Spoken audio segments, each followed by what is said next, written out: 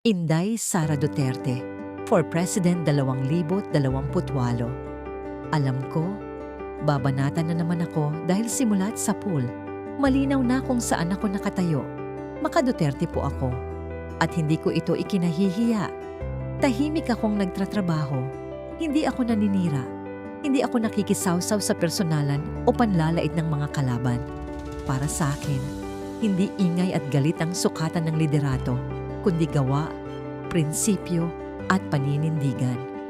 Ang batayan ko kung bakit si Sara Duterte ang aking presidente. Trabaho, hindi puro salita. Tapang, hindi palusot. Disiplina, hindi pa impress. At higit sa lahat, takot sa Diyos.